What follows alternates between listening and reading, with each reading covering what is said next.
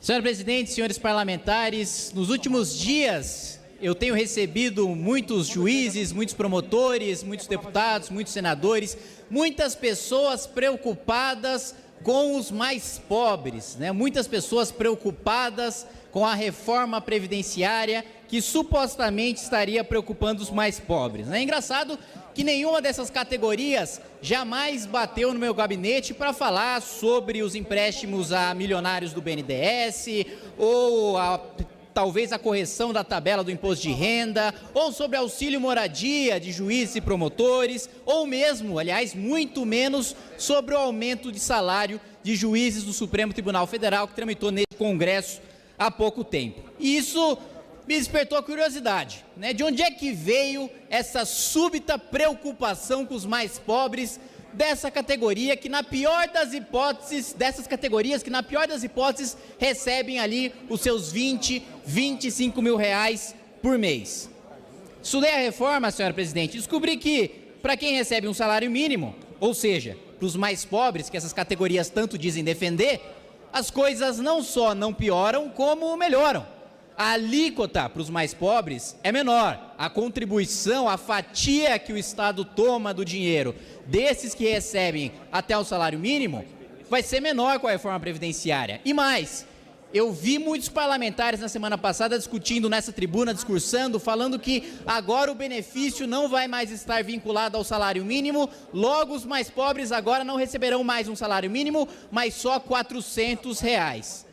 Pura canalice, senhora presidente, porque hoje, aos 60 anos de idade, o mais pobre não recebe absolutamente nada. E o que se propõe na nova Previdência é que já aos 60 receba R$400 caso esteja em situação de miserabilidade. Ora, como alguém pode falar em desigualdade social, como alguém pode falar em defender os mais pobres, como alguém pode falar em justiça social, sendo contra pagar R$400 uma renda mínima para quem hoje não recebe absolutamente nada e fica 5 anos, dos 60 aos 65 anos, sem receber absolutamente nada? Que diabo de defesa dos mais pobres é essa em que você só defende que ele receba o benefício 5 anos depois e que aos 60 anos ele passe fome caso ele não tenha contribuído o tempo suficiente? Outro ponto é o de que a idade mínima prejudicaria principalmente os mais pobres, de que os tais 65 anos seria uma judiação para diarista, para o pedreiro, para a dona de casa, para essas categorias mais vulneráveis. Mas fato é que hoje, e isso não precisa acreditar em mim, dado oficial do Ministério da Economia, do governo Dilma, inclusive, independentemente de governo, o método de cálculo é o mesmo, inclusive para calcular o déficit, desde Fernando Henrique é o mesmo, aprovado por essa casa e referendado pelo TCU, para os teóricos da conspiração que falam que não existe déficit, o pessoal que fez economia em Hogwarts e acha que é bruxaria, você diz que você consegue criar um superávit mágico ali na Previdência, o mesmo método de cálculo desde lá. Mas retomando o raciocínio, dizem que a idade mínima de 65 anos prejudicaria os mais pobres, mas hoje quem se aposenta por tempo de contribuição é justamente o mais rico, é justamente o cara que se aproxima mais ou do teto do regime geral ou do regime próprio, recebendo seus 15, 20, 25, 30 mil reais. O pedreiro não consegue trabalhar todo o período do tempo de contribuição formalmente para se aposentar por idade, nem a dona de casa, nem o diarista, que tem o trabalho estável, salário fixo, formal, com a contribuição arrecadada durante todo o seu período de trabalho, durante toda a sua vida laboral. Nenhum! Isso é uma ilusão, isso não existe. Hoje, inclusive, para corroborar esse dado, os estados que têm as aposentadorias mais precoces são os estados mais ricos. E os estados mais pobres já se aposentam por idade. Ou seja, não existe prejuízo nenhum para quem hoje se aposenta por salário mínimo. Pelo contrário, para quem hoje se aposenta com salário mínimo, vai haver uma antecipação do benefício em 5 anos e a alíquota vai diminuir.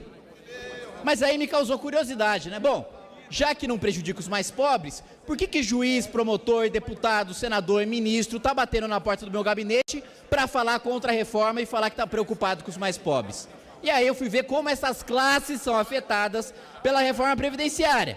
Bom, essas classes, e aí incluindo a minha classe agora de deputado federal, a nossa contribuição dos deputados, dos senadores, dos juízes e dos promotores vai passar de 11% para 19%.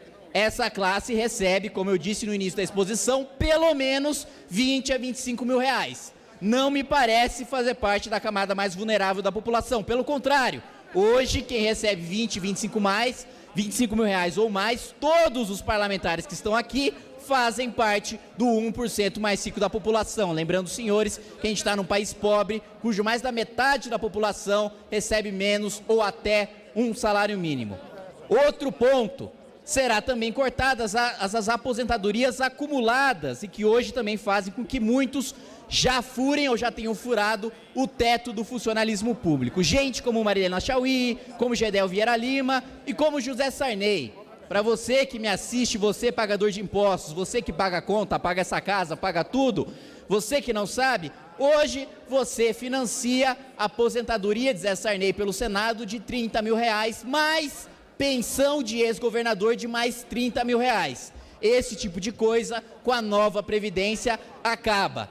É essa proteção aos mais pobres que está sendo pregada. É a proteção ao mais pobre que ganha o salário de 39, 40 mil reais, que tem segurança, que mora em condomínio fechado, que os seus filhos estudam em escolas particulares, que tem convênio de saúde particular, que não precisa de nenhum serviço público e que diz que está protegendo os mais pobres, combatendo a reforma da Previdência. É uma hipocrisia escancarada para todos vocês que assistem, que pagam o imposto, que pagam a conta de quem fica aqui fazendo gracinha, obstrução para não votar nada, para não discutir nada, só para ficar aqui o dia inteiro votando obstrução. São esses que dizem defender os seus direitos de mais pobres. São esses caras que não precisam de nenhum serviço público e que não querem que a gente reforme a Previdência para financiar a sua saúde pública, a sua educação pública e a sua segurança pública. Esses que discursam contra não precisam de nada disso. Você que está me assistindo precisa. É uma escolha.